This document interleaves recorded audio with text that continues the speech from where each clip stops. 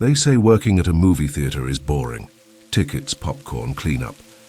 But that's not my job. My name's Noah Graves, and the theater I work at doesn't follow the normal script. We have rules, weird ones, terrifying ones. And if you break them, people disappear, or worse.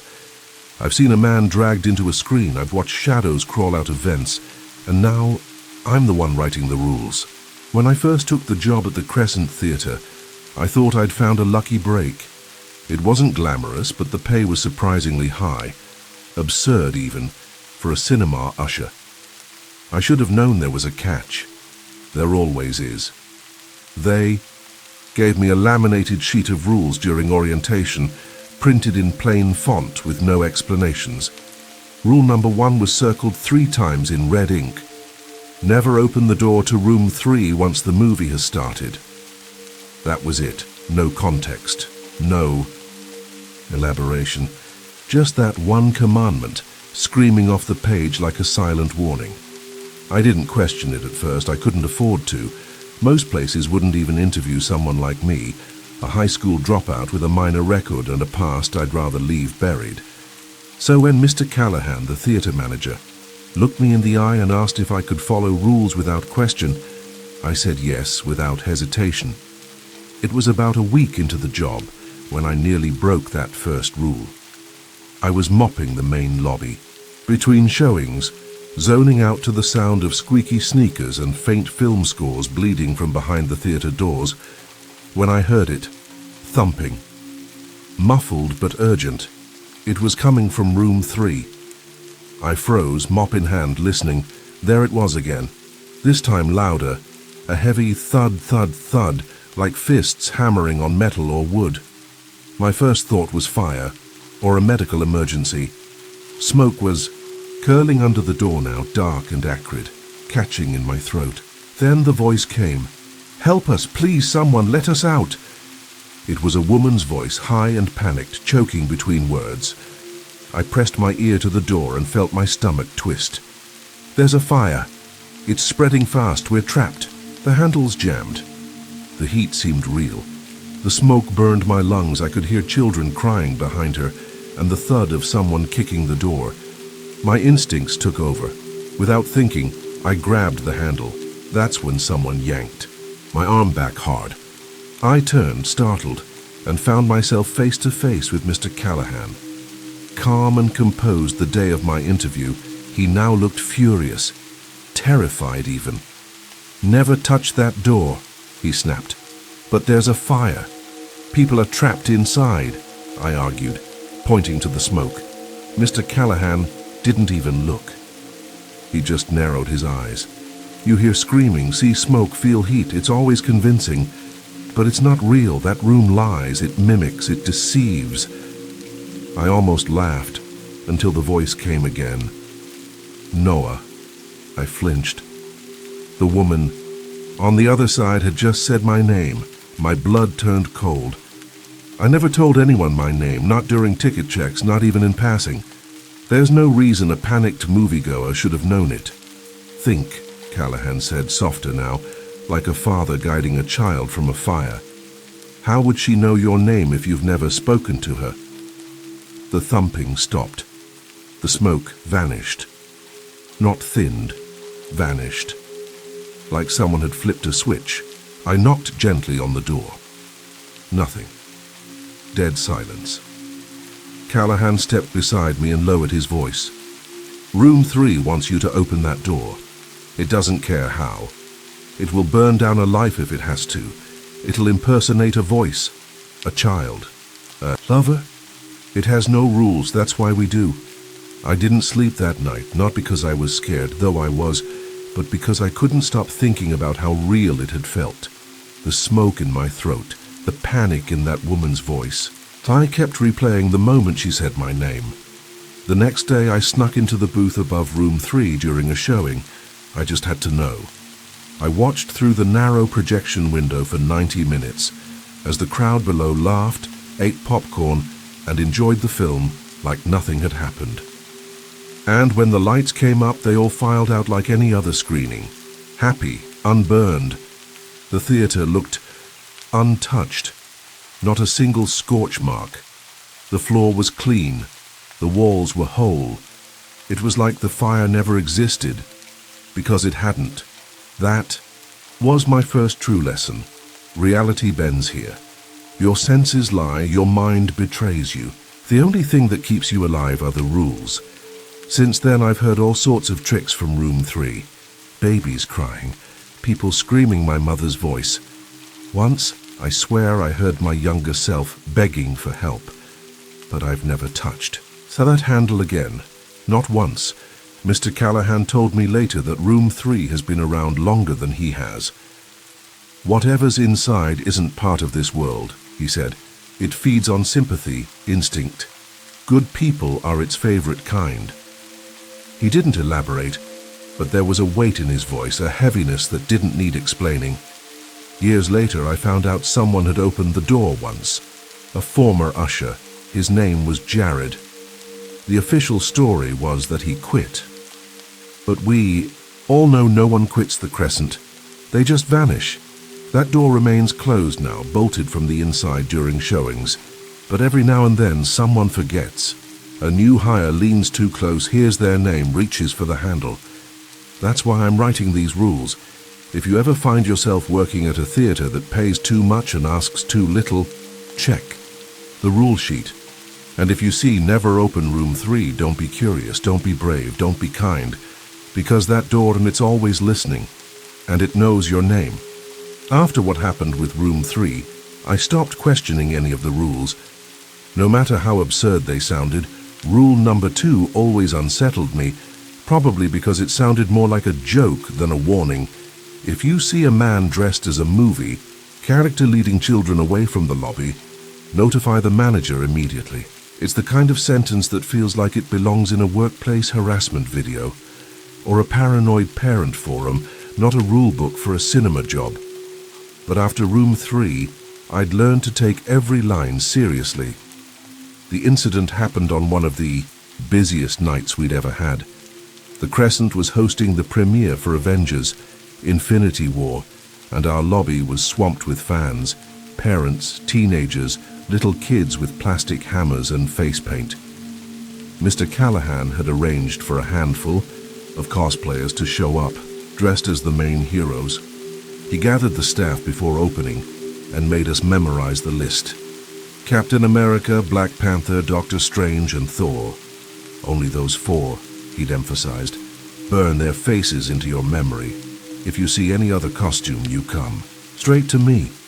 It had struck me as excessive, but after the room 3 incident, I was no longer in the business of questioning excess.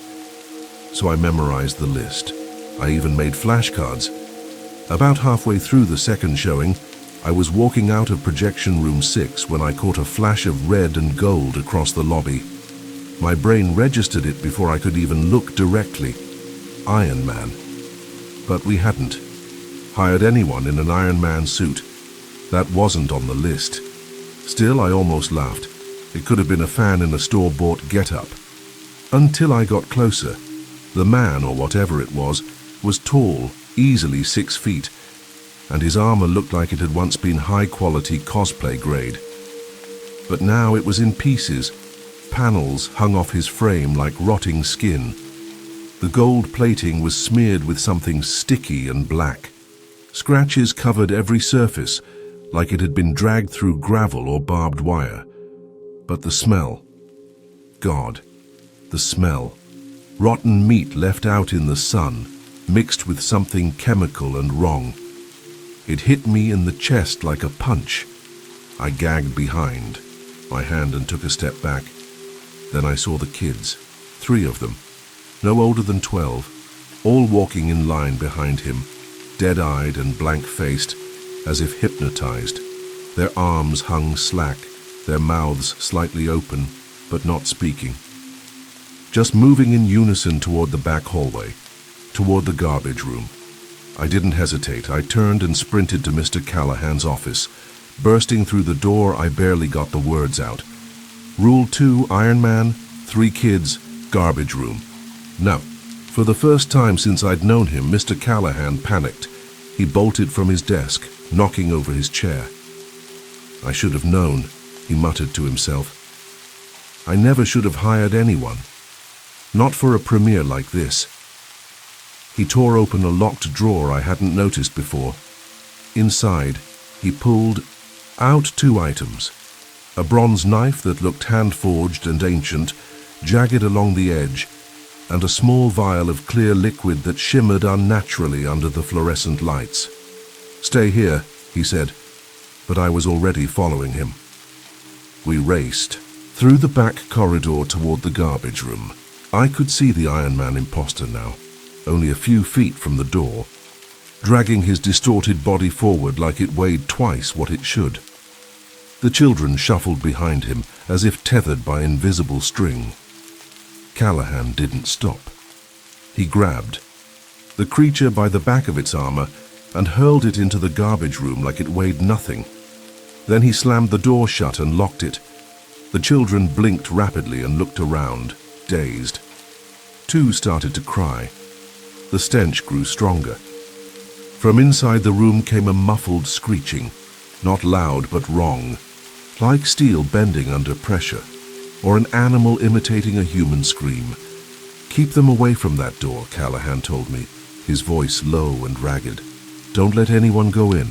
If I don't come out in half an hour, pull the fire alarm. And evacuate, then call the number on this paper. He shoved a crumpled slip into my palm and disappeared inside. Time crawled. I sat outside the garbage room, trying not to breathe too deeply.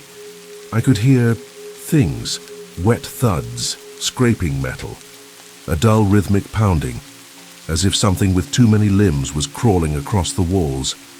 Exactly 30 minutes later, Callahan emerged. His shirt was streaked with something brown and sticky. His face was gray, his eyes sunken, and his arms trembled as he walked past me without a word. He looked like he'd aged 10 years in half an hour. Clean up in there, he rasped. If you find anything not in a trash bag, don't touch it. Just call me. I did as I was told. The garbage room was a mess. The floor and walls were smeared with that same dark ichor. Bits of the Iron Man suit were scattered like molted skin. In the far corner were several trash bags, each one twitching softly, as if something inside was still alive. I didn't touch them. Later that night, I asked Callahan what the thing was. He looked at me for a long time, then said, "We've always had rules, Noah, because not everything that wears a face is human." That night, I added my own note to Rule 2. If a character wasn't hired and he stinks like roadkill, you're already too close. Some rules came with blood and screaming. Others just waited in silence like a trap already sprung. Rule number 3 was the one that got under my skin the most, probably because it didn't come with a dramatic incident the way the others did. It just sat there on the rule sheet, cold and ambiguous. If a man with a tattoo on his left cheek asks for something from the lost and found, do not give it to him. For weeks, I hadn't seen anyone matching that description, and part of me hoped the rule was just a leftover from some bizarre past incident. But after the Iron Man event, Mr. Callahan, the manager, had started treating me differently. Not kindly exactly, but with a sort of reluctant respect, like I'd passed a test I didn't even know I was taking. One night during a quiet shift, I finally worked up the courage to ask him what Rule 3 really meant. "Curiosity's dangerous around here, Noah," he muttered without looking up from his desk. "I know," I said, "but so is ignorance." He considered that for a long time before standing up and rummaging through a locked cabinet. A minute later, he handed me a yellowed stack of papers, stapled in the corner. "Read this on your break," he said. "Don't take it home." The top page was a 15-year-old newspaper clipping. The headline stopped me cold. "Triple homicide shocks quiet suburb. One survivor." The article described the murder of the Vaughn family, father, mother, teenage daughter, all found brutally mutilated in their home. The only survivor was 13-year-old Elias Vaughn, discovered tied and gagged in the living room. The boy told police that his mother had forgotten an umbrella at the local movie theater days before. Someone came by to retrieve it, a man with a faded tattoo on his left cheek. According to Elias, his mother handed over the umbrella after the man described it perfectly. The murder happened 2 days later. In a brief quote, the theater manager, at the time Callahan, said the man had claimed it was his and had been calm, polite, unassuming. I flipped to the second clipping. This one was from 12 years ago, a different state, different family. Same story, mass homicide, slaughtered in their home. Only one child survived, always the youngest. A personal item had gone missing a week prior, a scarf this time, then showed up in their local lost and found. The child remembered seeing a man with a cheek tattoo talking to the receptionist days before the incident. Callahan had underlined a sentence at the bottom in pen. Surviving child claims man smiled too much. The third article was 5 years old and more obscure. The murder was messier this time, no survivors. The connection was weaker too. Just a mention that an item from a movie theater had been recovered at the scene. But in Callahan's handwriting at the margin I found this. Saw him again, same mark. How many times has he crossed over? The final page chilled me more than any of the others. It wasn't a clipping at all, but a faded photocopy of an old document. The top was dated 1899. London. The print was nearly unreadable, except for a bolded headline. Theatre closes after series of murders. Killer claims forgotten items. Next to it, Callahan had scrawled in fresh black ink, "He's not human. He's a pattern." I couldn't stop reading. I went over the pages again and again during my break. Somewhere in the back of my mind, I started wondering what it meant to be a pattern. Was the man with the tattoo some kind of spirit? A parasite? A mimic that latched onto lost items and followed them back to their owners? Did he mark people by reclaiming objects from public places?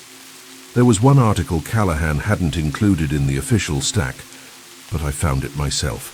A few nights later, I was digging through the theater's records in the back office, looking for an old maintenance log, when I found a manila folder labeled "Do Not File Events." Inside were photocopies of incident reports, handwritten notes, and one final newspaper clipping from just 3 years ago. It hadn't made national news, which explained why I'd never heard of it. This time it was a suicide. A young woman who'd been working at a cinema in New Hampshire had jumped from the roof of the building in broad daylight. Her journal, recovered later, mentioned vivid nightmares about a smiling man with a black teardrop burned into his left cheek, asking her for a necklace she'd found in the lost and found bin. She returned it. 3 days later, she was dead. That's when it clicked for me. The rule wasn't about protecting people from some vague haunting. It was a firewall. A single break, a single forgotten keychain, scarf, notebook, handed to the wrong person could doom an entire household. Or theater, or town.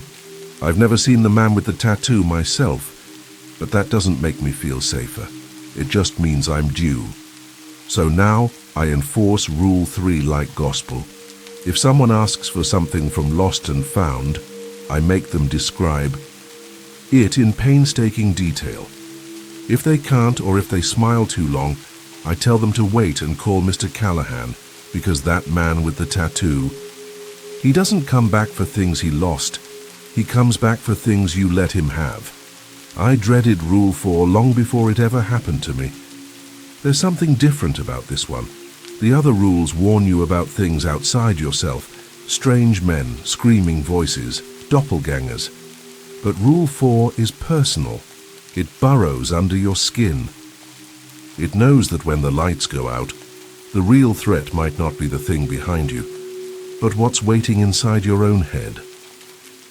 The rule is simple enough. If the lights go out while you're cleaning a room, take a seat. A movie will play. You must watch it until the end. Do not look away from the screen, no matter what you see or hear. It had been months since the Iron Man incident, and I had grown sharper, more cautious, more obedient. The rules weren't guidelines, they were survival mechanics. Even still, Rule 4 lingered in my thoughts like a bad omen. Callahan never talked about it. When I asked once, he just said, "If it happens to you, you'll understand." It happened. On a Wednesday night. I remember that because I had just finished cleaning Theater 1 after a kids' film. Popcorn everywhere. Empty juice boxes. One lone stuffed rabbit someone had left behind in the corner seat. I'd bagged the trash and was wiping down the last row when the world cut out. No warning. No flicker. Just instant, absolute darkness. I stood frozen in the aisle, still gripping the wipe. There was no sound, no music from the lobby, no humming from the projector. Just the silence of something holding its breath. My heart thundered in my ears, and then I remembered. Sit down. I stumbled to the closest seat and dropped into it. My fingers trembled as I clenched the armrests. A moment later, the screen lit up. Not with trailers or credits, but a flickering, static-drenched feed. The grain was thick, like watching an old 8mm reel dragged across concrete. The image stabilized into a basement. A dank, concrete-walled room with a single wooden chair in the center. And in that chair sat a man, barely older than me. He was tied at the wrists and ankles. His head drooped. Blood streamed down from a gash on his brow, and his shirt bore the familiar navy and red stripes of our Crescent Theater uniforms. I didn't recognize his face, but something about him was eerily familiar. The way his hair curled at the temple, the worn shoes with gum stuck to one sole, that's when I heard it.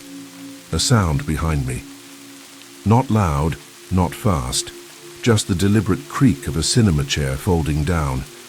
Someone, or something, had just sat behind me. Every nerve in my body begged me to turn, to look, but I didn't. I kept my eyes locked on the screen, heart racing so hard I felt it in my throat. Then the voice came. What an actor, huh? It was almost a whisper. Almost. But not quite. It didn't sound like a person. It sounded like something trying to sound like a person. There was a strain in its voice, like a recording being played backward through a broken speaker. Worse, the voice came not from the row behind me, but from above, as if the thing was leaning over my seat just inches from my head. I didn't answer. I couldn't. The man on the screen began to move. He flinched, tried to twist in the chair. Then his eyes darted upward, directly into the camera. No, not into the camera. Into me. He mouthed something I couldn't hear, and behind me the voice spoke again. You know him, don't you, Jared? He used to clean these same seats. The name hit like a hammer. Jared, the usher who quit years ago. The one no one ever saw again. I had read his name once in a brief note on an employee schedule pinned to a forgotten clipboard. He hadn't quit.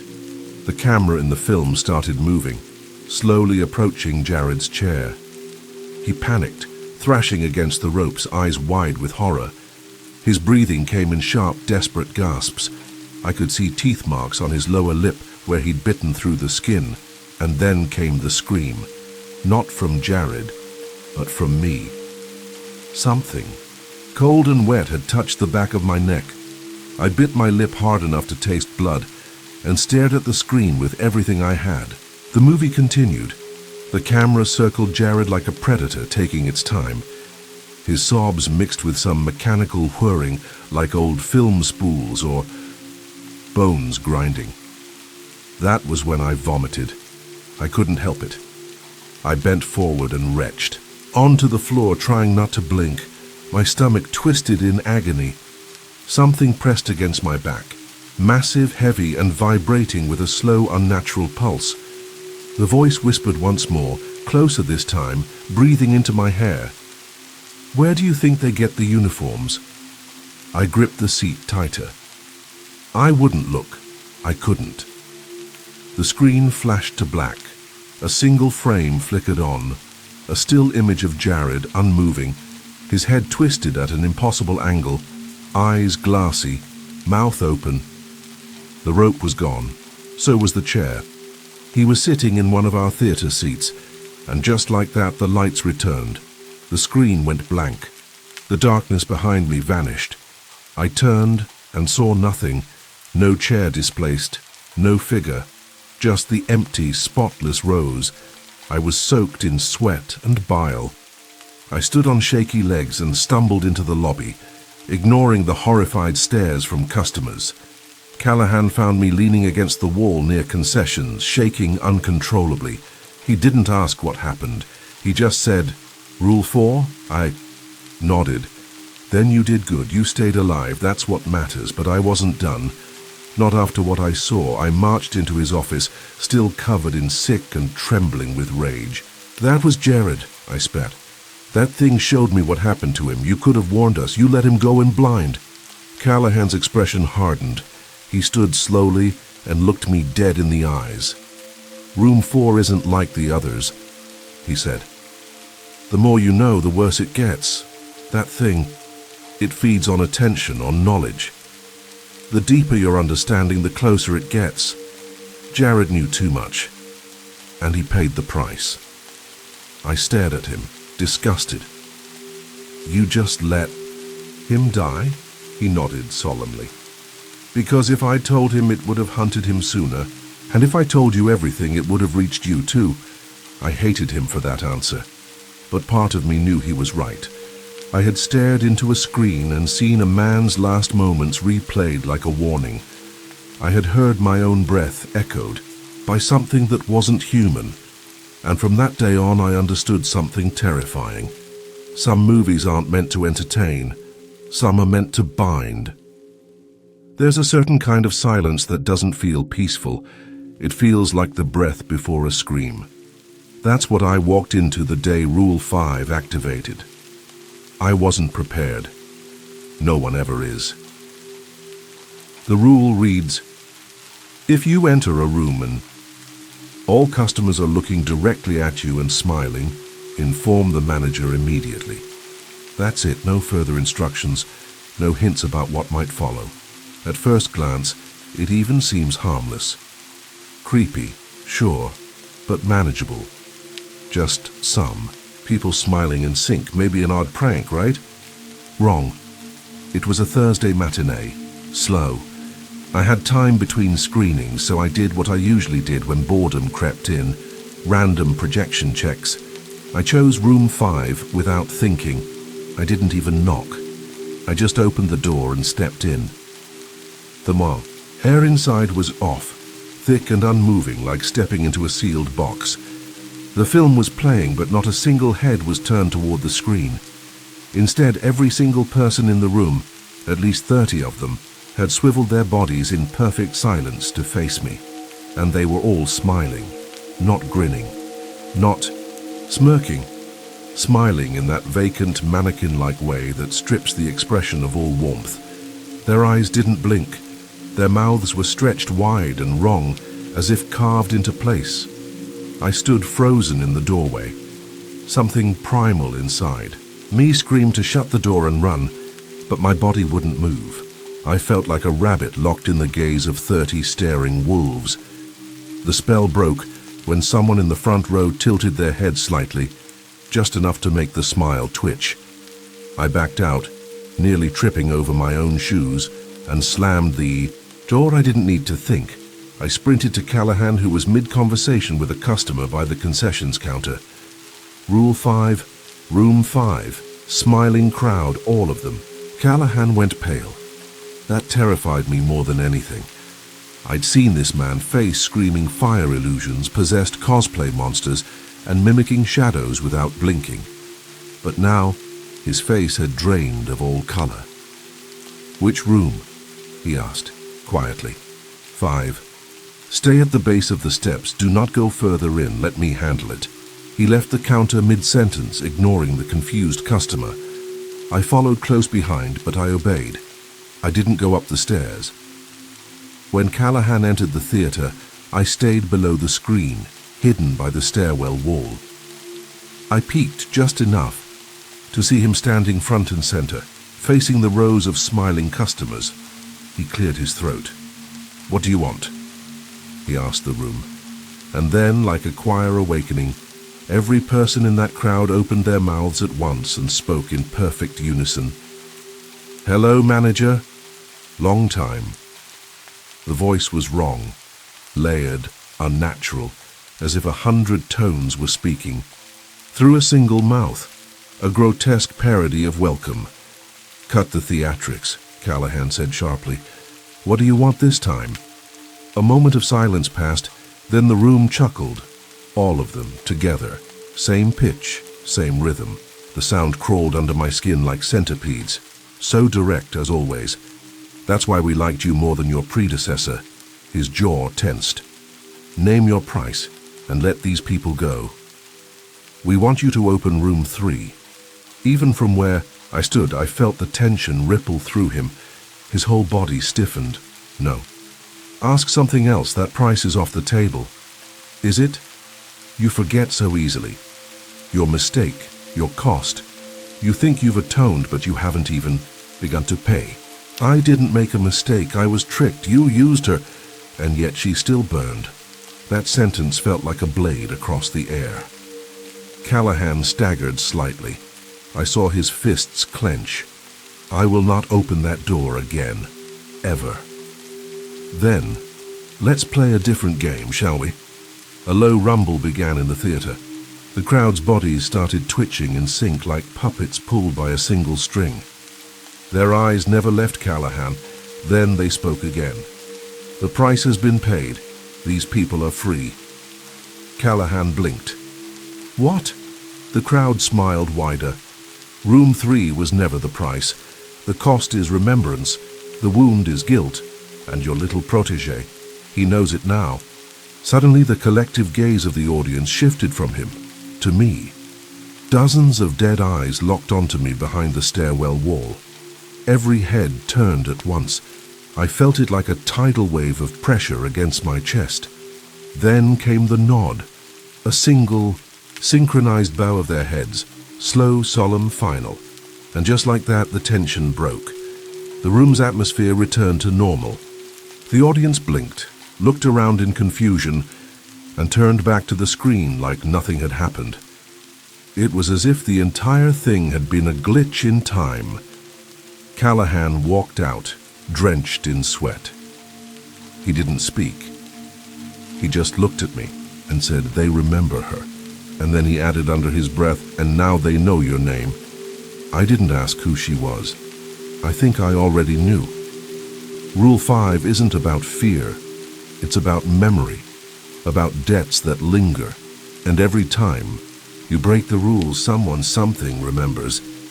There's a saying among the staff, Rule 6 is the easiest until it's not. At first glance, it reads like basic pest control. If a customer reports noises in the air ducts, retrieve a package labeled R6 from behind the bar, enter the vents through the garbage room, and place the contents at least 10 meters from the entrance. Leave immediately. Do not look back. You might laugh reading that. A package? In a vent? Sounds like you're feeding raccoons. But after I performed the procedure myself, I realized how laughably wrong that assumption was. It started on a packed Friday night during our run of The Rise of Skywalker. The lobby was a mess of spilled popcorn, shrieking kids, and Die Hard. Fans quoting lines before they even hit the screen. I was on cleanup duty when a college-age guy in a vintage Star Wars tee stomped up to me. "Hey man," he said, annoyed. "Something's rattling like crazy in the ceiling. Sounds like rats. Fighting up there. Fix it, would ya?" "Of course," I replied, forcing a smile. His rudeness didn't bother me, not compared to what came next. I knew the protocol. I went to the bar, reached under the counter, and pulled out a sealed brown package marked in red ink, R6. It was heavy, wet around the corners, and left an oily smear on the surface it touched. I didn't ask what was inside. You're not supposed to.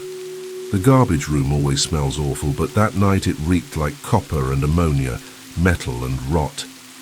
I popped open the vent cover near the floor and crawled inside, dragging the package behind me. The metal walls were cold, but the air was weirdly humid, like a rainforest had been shoved into a tin can. I moved slowly, knees and elbows aching, eyes straining in the dark. The flashlight on my belt barely helped. As I reached what I estimated to be the 10-meter mark, I saw it. Not the thing, what it left behind, piles of bones, small ones, bird-like. But they weren't birds. Some were unmistakably human, a jaw, with tiny molars, a child's ribcage, femurs no longer than a spoon. And beneath the bones, scraps of theater uniforms, name tags half melted, ribbons soaked in something slick and black. I held my breath and set the package down. That's when I heard it. A soft, repetitive tapping, like long fingers drumming against aluminum, from further in, fast, hungry, getting closer. I froze, then came the scraping, the unmistakable sound of something heavy and insectoid dragging itself toward the offering. The tap, tap, tap intensified, joined now by a low, guttural hiss that reverberated through the vents. I turned and crawled as fast as I could, panic rising in my throat. Behind me I could hear it moving, fast. Faster than anything that big should be able to move in a space that narrow. The worst part wasn't the sound, it was the temperature. The air got colder the closer it got. Not normal cold, rotten cold. Like the kind you feel in a sealed morgue. When I reached the opening, I kicked hard against the edge and tumbled back into the garbage room, slamming the grate shut behind me. My lungs burned. My shirt was soaked in sweat. And from within the duct came one final noise, the sound of something tearing flesh. I didn't look. I never have. I asked Callahan later what it was. He didn't answer directly. Just said, "The thing in the vents is manageable. It's predictable, but only if it's fed." "What happens if it's not fed in time?" I asked. He looked at me and said flatly, "Then it starts crawling out. And it doesn't stop at the walls." Apparently, this wasn't the first time. It had been sighted. Years ago, before the R6 protocol was established, customers had complained of seeing things on the ceiling during screenings. Something skittering in the dark, just outside the reach of the screen light. One time during a midnight showing, a man stood up and began screaming at the ceiling, claiming something was chewing on his scalp. When ushers reached him, half his head was gone. They wrote it off as drug-induced psychosis. But we know better. Nowadays, every package labeled R6 is prepared in advance and kept chilled. I don't know who brings them in. I don't know what's inside. I just know this. I'd rather feed that thing 100 times than ever see what happens when it goes hungry. So if you ever hear scratching in the vents at the Crescent Theater, don't ignore it. Don't assume it's a rat or a bird or faulty AC. It's none of those things. It's older, hungrier, and smarter than you want to believe. By the time Rule 7 came for me, I thought I had seen it all. Monsters in vents, possessed projection rooms, synchronized crowds whispering in voices that weren't theirs. But nothing shook me like losing my shadow. That's the moment I realized this place didn't just warp reality, it rewrote identity. Rule 7 reads, if you notice shadows being out of sync with your surroundings, return to the last room you were in, alone. Close the door. Do not touch your shadow under any circumstance. The wording is clinical, cold. It doesn't prepare you for the existential nausea of looking down and realizing you're casting no shadow at all. It happened on a Monday evening. I had just finished restocking the bar with soft drinks and cleaning up a sticky spill near the arcade machines. As I walked across the lobby, something felt hollow. I didn't notice it at first, just a strange silence, a hollowness in my chest, like I was watching myself move through syrup. Then I passed under one of the ceiling lights and froze. There was no shadow beneath me. For a full 5 seconds, my brain tried to rationalize it. Broken bulb, weird lighting, but the hallway was lit perfectly, and everyone else, The soda machine, the trash can, the mop bucket, all had shadows. Everyone but me. I turned slowly and looked back down the corridor I had come from. There it was. My shadow stretched out awkwardly across the floor near the door to Theatre 6, and someone was standing between it and me. It looked like Riley, one of our junior ushers. Same hoodie, same name tag, but something in his posture was wrong. His arms hung too low, his neck tilted too far like a marionette pretending to be human. He was smiling. I took a cautious step back. That's when Callahan's voice echoed in my head, "Return to the last room alone." But Riley, or whatever it was, stood between me and the door, blocking my only route. Then he spoke. "Noah, is everything all right?" Except he didn't. Say it like Riley. He said it like someone who had only just learned to speak English, like each syllable was being shaped manually by a throat not meant to form sound. "Yeah," I lied, forcing a smile. "I just forgot something in room 6. "What did you forget?" he asked, his smile widening impossibly, like he was testing my lie. His eyes never blinked. "Just a spilled drink," I said, voice trembling. "Gotta grab some towels." Behind me I heard another voice. "Mr. Callahan." "Noah?" he asked from the hallway behind me. "You okay?" I didn't turn around. I couldn't. Rule 7 made it clear. I had to be alone. I kept walking forward toward Theatre 6, trying to ignore both of them. Callahan stepped beside the creature in Riley's shape. "You forgot something?" he asked again, more forcefully this time. "I'll be quick," I muttered, and made for the garbage room, trying to buy time. The thing that wore Riley's skin followed close behind. I could feel his gaze boring into the back of my neck as I grabbed paper towels from the shelf. I turned slowly and met his eyes, still smiling, still wrong. We walked together toward Theatre 6. I was running out of options. He was too close. If I made a break for it, he'd be on me in seconds. But something occurred to me. The vents. In the back of the garbage room was another access grate, the same one I had used for Rule 6. If I could distract him for even a second, I might be able to dive in and crawl around behind Theatre 6, re-enter from the emergency hall. It was reckless, desperate, probably stupid. But I was out of options. Turned to him and swung the metal mop bucket with everything I had. It collided with his jaw, or what looked like a jaw, with a dull crack. He stumbled, not in pain, but in surprise. And I bolted. I ripped the vent open and crawled inside, cutting, my palms on the jagged edges. Behind me I heard a shriek, not human, not animal, just wrong, and the sound of hands slamming against metal. I didn't look back. I crawled, heart pounding, teeth clenched, ignoring the sharp aches of metal against bone. My only goal, reach. The side exit near Theatre 6. And then I heard it, not the creature, not Callahan, but the scuttling, fast, light, insect-like. Not the monster, something else. I had activated 2 rules at once. Rule 6's creature must have sensed movement in its vents. God, I whispered, crawling faster. Please, just this once. Let me be lucky. I made it. I dropped into the hallway behind Theatre 6, slammed the emergency door open, and stepped inside. Alone. The air inside was still, silent. My shadow was there, beneath me, whole again. Stood in place, panting, dripping sweat, every muscle in my body trembling. Outside the door I heard footsteps, slow and heavy. The handle jiggled once, twice, then stopped. When I opened the door minutes later, the hallway was empty. I found Callahan in the office and told him what happened. He just nodded, unsurprised. "They're always testing new ways to separate you from it," he said. "Your shadow isn't just your reflection here, it's your tether."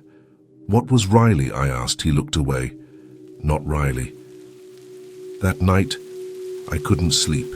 Not because I was afraid, but because I kept seeing my own shadow move half a second too late in the mirror. Rule 7 is subtle, insidious. It doesn't chase you, it waits. And if it ever succeeds in severing you from your shadow completely, then it won't just mimic you, it'll replace you. There are rules that test your nerves, and then there are rules that test your humanity. Rule 8 is the second kind. It doesn't just want to scare you. It wants to see if you're willing to fail as a person to survive as an employee. The rule says, if a garbage bag begins moving violently or making noises, dispose of it in the special chute in the garbage room. Do not open the bag. It's blunt, emotionless, like a sentence in a trash management handbook. But there's nothing ordinary about this task, because the first time it happened to me, the bag didn't just move. It begged. It was almost the end of my shift. I'd loaded most of the trash into the rolling bin, counting down the minutes to get home and take a hot shower.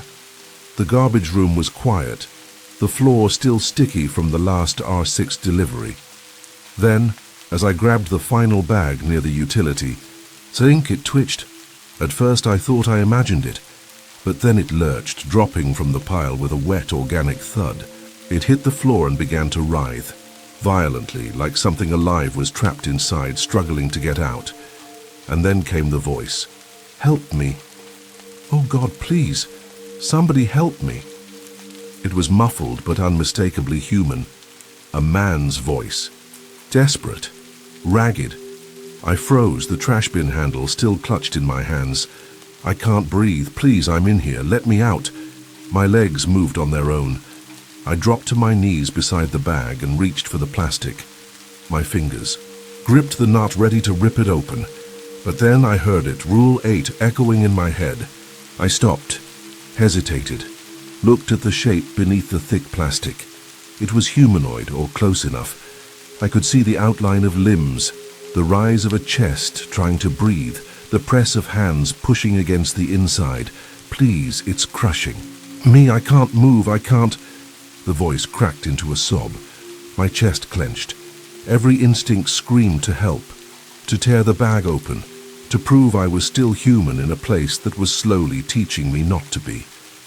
But I remembered the stories, the whispered warnings Callahan had shared over coffee breaks and half-drunk paperwork reviews. He once told me in a moment of grim honesty, the ones that sound the most real are the ones you have to fear the most. So I forced myself to stand. My hands trembled as I grabbed the thrashing, screaming bag. It gripped me back. A hand shot from the plastic and clamped around my wrist. Skin, fingernails. A real human-feeling hand. I screamed and yanked back, nearly stumbling into the mop sink. The bag twisted violently on the floor. Please, don't put me back in. I remember what it's like down there. Please, please, just kill me instead. My vision blurred. My ears rang. But I kept going. I dragged the thing across the sticky floor toward the chute. A steel square inset into the far wall, bolted shut when not in use. I unlocked the latch with my back to it, the bag still sobbing and convulsing behind me. The metal clanged open, and then the voice changed. No longer pleading, now quiet, resigned. You don't even care who I was, do you? That's what it said? I didn't answer. I didn't want to know. Knowing would make me hesitate. With everything I had, I hurled the bag forward. It caught on the edge, hands reaching out one last time, clutching at the frame. Please, just one person. Please remember me. I slammed the hatch down. It crushed the fingers. It screamed. And then it was gone, sliding down into whatever hell waited below. I collapsed to the floor, chest heaving, tears running down my face. Not from fear, but from shame. Later that night, Callahan found me outside behind the building, smoking a cigarette I didn't remember lighting. He didn't ask what happened. He just said, "They're not alive, not like you and me. They're leftovers, echoes of something else. If they ever convince you otherwise, we all die." I wanted to believe him. I needed to. But the grip of that hand had felt so real, And even now, sometimes I swear I can hear soft crying from beneath the floorboards in the garbage room when I lock up at night. Rule 8 isn't about disposing of trash. It's about seeing whether you're still weak enough to care. And if you are, if you fail, it'll take you next, bag you up, make you scream. And the next kid on duty will hear you begging not to go. There was a time when I thought Rule 9 would never apply. It was the oldest one on the list, predating even Callahan's time as manager, and it always read more like superstition than policy. If anyone exits room 3 during a show, do whatever they ask. Inform the manager immediately. At the Crescent Theater, no one ever exits room 3 during a show. That's just the way it's always been.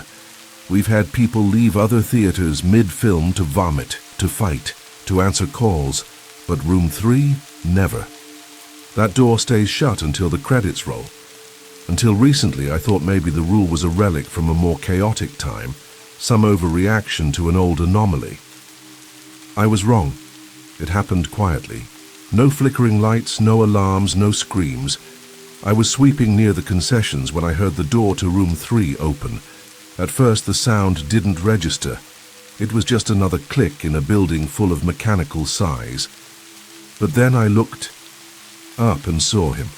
A man in a charcoal grey suit walking with perfect posture, his shoes tapping evenly on the lobby tiles. His expression was blank, not dazed, not confused, just calm. My entire body went cold. I recognized the look, not on him, but in him. It was the same nothingness I'd seen in the eyes of the Iron Man creature. The same silence that filled. Room 4, it wasn't human. Or if it was, it wasn't alone. He approached me with polite certainty as though we were old colleagues. "Good evening," he said in a soft, precise voice. "I would like to speak to the manager." It wasn't a request. It wasn't hostile either. It was inevitable. I couldn't think, couldn't breathe. I just nodded like something in my brain had shut off. I led him down the hallway toward Callahan's office. He followed at exactly 1 pace behind me, never brushing shoulders, never breaking rhythm. When we arrived, Callahan took one look at him and turned pale. For a moment he just stood there. Then he looked at me and his voice was barely above a whisper. "Rule 9, he said. "Leave us and shut the door behind you." I did. From the lobby I could hear murmured voices rising occasionally into something sharp, something cracked. At one point, I thought I heard Callahan weep. When the door finally opened, it wasn't the man who came out. It was Callahan, looking like the life had been drained from him. His hands shook, his face was gray, and his eyes wouldn't meet mine. "Go home, Noah," he said. "Rest, sleep." Then came the final words, soft, cracked, and absolute. "Prepare. Tomorrow we break rules 10 and 11. The rule was simple, yet it radiated dread from the moment I read it. If you find a book bound in black leather, on the premises, do not open it. It didn't specify where, it didn't say what would happen. Just that, don't open it. Like it was giving me a choice I'd one day be too tempted to refuse. That day came right after the man in the gray suit left. The theater had closed early under the pretense of a technical malfunction. In truth, it felt more like a funeral. The staff were gone. The screens were dark. The air itself felt heavy, like the building was holding its breath. Mr. Callahan was already in his office when I arrived the next morning. The lights dimmed, his eyes bloodshot but clear. He didn't look up when I entered. "It's time," he said. "We break Rule 10 today." He didn't offer further explanation. He just got up, grabbed his coat, and motioned for me to follow him. We searched for the book for over an hour. It wasn't where he expected it to be. Behind the snack counter, on the projector shelf beneath the mop sink in the garbage room.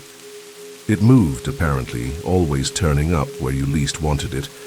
Eventually, we found it sitting neatly on top of his filing cabinet, as if it had been waiting all along. The black book was smaller than I imagined, barely the size of a dinner plate, but it felt massive.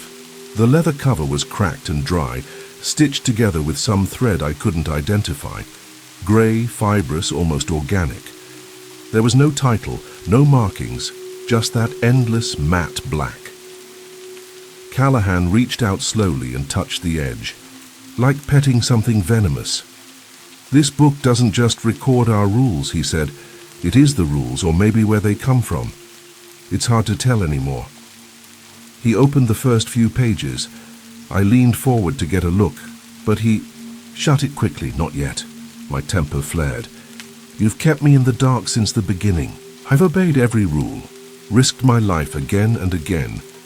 If we're breaking this one, I deserve to know why." He looked at me for a long time. Then, with a sigh, he nodded. "You're right." He opened the book again, flipping slowly through. Its aged, brittle pages.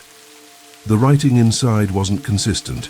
Some lines were scrawled in ink, others etched into the paper like someone had carved them in with a knife. There were languages I couldn't read, maybe no one could, and diagrams that made my head ache just looking at them.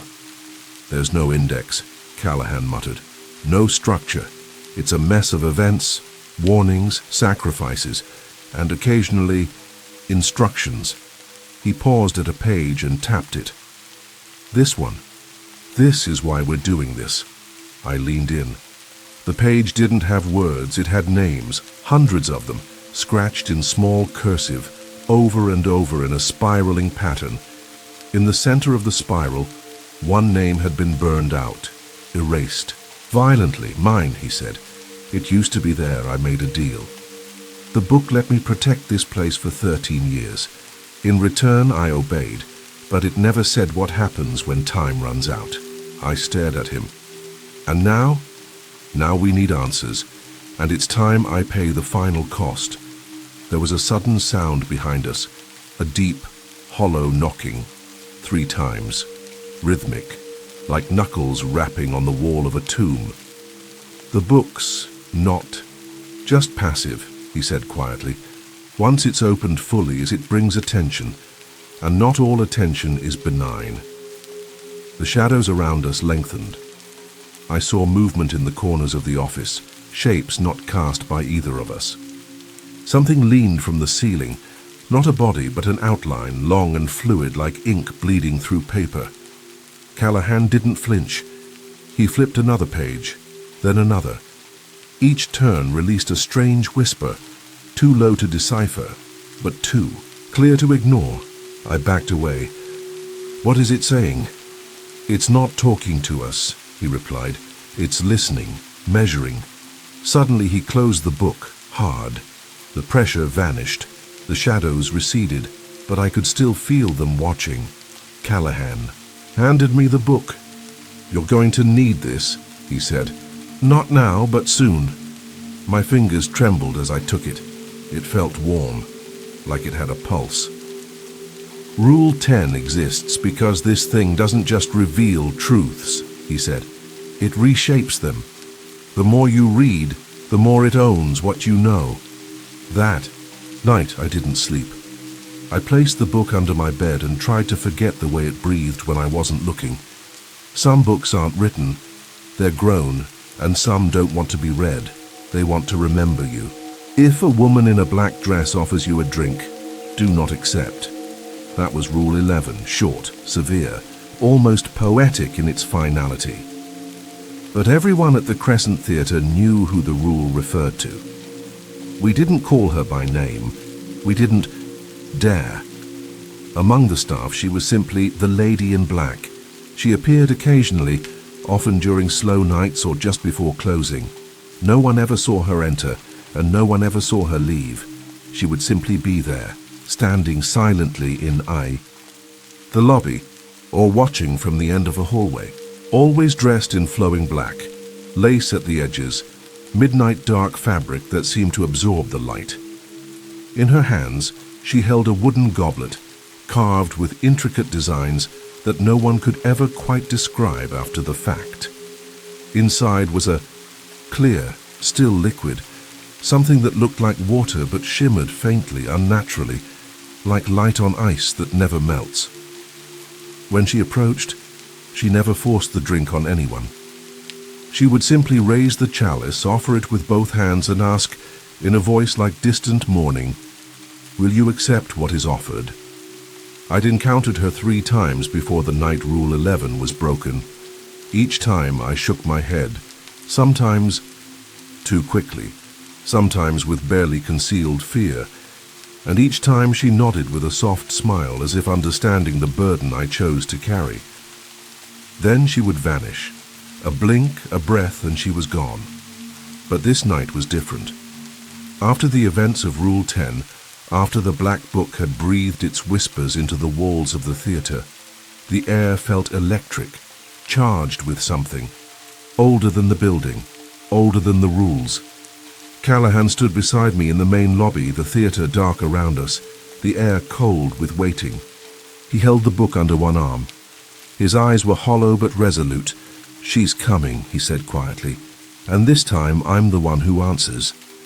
I wanted to protest, to stop him, but the words died in my throat, because she was already there, standing just beyond the glass of the lobby doors, her veil shifting with a wind that didn't exist. She stepped through the threshold without opening it, her heels silent against the tile. The lights above us dimmed, not flickering, just bowing in her presence. Her face was pale, beautiful, and impossibly sad. She didn't look at me, only at Callahan. "Will you accept what is offered?" she asked, voice barely above a whisper, and yet it carried through the entire space like a hymn. Callahan didn't speak right away. I saw the fear in his eyes, buried beneath the layers of hardened years. But then he nodded. "I will." She held out the chalice. "No," I choked out, finally finding my voice. "Callahan, don't—" He turned to me, and for the first time in years he smiled. Not grimly, not out of irony, but like someone seeing the sky after a long winter. "It has to be done, Noah. This is the only way we keep room 3 shut." He took the goblet, raised it in both hands, and drank. The change was immediate. His body shuddered. His skin turned grey. His mouth fell open, and red spilled down his chin. He fell to one knee, then collapsed into my arms, coughing, choking. "You have paid the price," the lady whispered. "I have," he rasped. She leaned close to him, impossibly tall, her presence folding around him like midnight fog. "What do you seek?" she asked. "To stop room 3, to bind it again, to delay its rising." The lady in black closed her eyes. "There is a cost." "I know. And a condition. I will meet it." She whispered something into his ear. Something I couldn't hear, something I was not meant to hear. His eyes went wide, but he nodded. The lady stepped back. Without a word, without a farewell, she turned and walked away. And as she reached the end of the hall, her form thinned, melted, and disappeared into the shadows cast by no source. I looked at Callahan. His face was pale, streaked with blood, but his eyes burned with something fierce and final. "It's almost over," he said, "but not for me." He handed me the black book. "Take this. Go to the projection booth. Turn on every screen. Every one." I didn't understand. Not yet. But I took the book and ran, because the woman in black hadn't come to take something. She had come to seal a fate, and he had offered his own. I ran. Through the halls, up the narrow stairwell to the projection booth, the black book clutched in my arms like a live bomb. Mr. Callahan, bleeding, broken, fading, had given a final command before collapsing. "Turn on every screen." The booth felt like a tomb. The machines sat dormant, humming faintly in their slumber. I flipped every switch I could find, one by one, hearing the projectors whir to life. Below me, the empty theaters bloomed with light, each room suddenly alive, with silent films, not movies, but memories. Room 1 showed the Iron Man figure dragging children into darkness. Room 4 flickered with Jared's final screams. Room 7 projected a silent theater, shadows moving too slow or too fast. Every room was playing its sin, its secret, its curse. And room 3 was dark, still, heavy, and utterly void of light. That's when I realized what Callahan had done. I sprinted back downstairs, 3 steps at a time, boots slipping on the polished tile, nearly colliding with the concession stand. The door to his office was wide open, empty. But in the center of the lobby, just past the concessions, just outside room 3's frame, there he was, Mr. Callahan. Pale, trembling, his eyes ringed in red. He stood in front of room 3, one hand on the doorknob, the other pressed over his chest, blood seeping between his fingers. He looked back at me and smiled. 13 years, he said, voice cracking. Use them well. And then he opened the door. A blackness unlike anything I had ever seen bled into the hallway. Not darkness, the absence of reality. No light crossed the threshold, no sound escaped. Just a deep gravitational silence that pulled the air from my lungs. He stepped inside and shut the door behind him. The theater shuddered. Every light bulb flickered. Every speaker gave a low, bassy moan. The ground beneath me rumbled, just once. Like something had shifted, been caged, bound again, then silence complete. I approached the door. The frame no longer vibrated. The handle was cold. Still, room 3 was closed. For good. I turned and looked around the lobby. No customers, no staff. Just the echo of Callahan's sacrifice settling into the bones of the building. My legs carried me numbly back toward his office. I stood there for a long time, breathing in the stale fluorescent air, unsure what to do next. Then something caught my eye. The black book, lying open on the carpet just outside the office threshold. Its pages fluttered slightly, even though there was no breeze. I knelt beside it, drawn like gravity. Only one sentence was written on the final page. It was scrawled in deep, inky letters that pulsed faintly, like they had just been written. Rule 12. There must always be a manager. I stared at it. Something in me understood what it meant, not just in words but in weight. The rules couldn't exist without a keeper. The theater couldn't function without a witness. The doors couldn't stay shut unless someone stood before them. Someone had to remember, enforce, obey. And now that someone was me. I sat down in Callahan's old chair, still warm. My hands rested on the desk. My eyes stung, but I didn't cry. There wasn't time.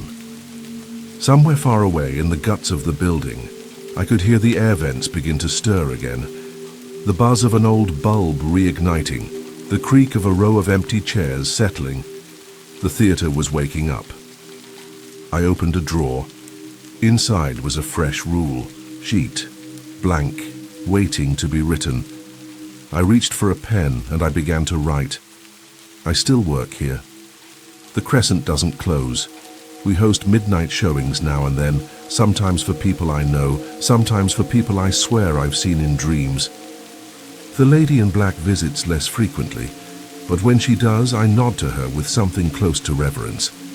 I haven't opened the black book again. I don't need to. I know the rules now. I live by them. And someday, I'll hand them to someone else. Someone who needs a job. Someone with nowhere else to go. Someone who hears the whispers and chooses to stay anyway. But not yet. For now, I keep the doors shut. I feed the thing in the vents.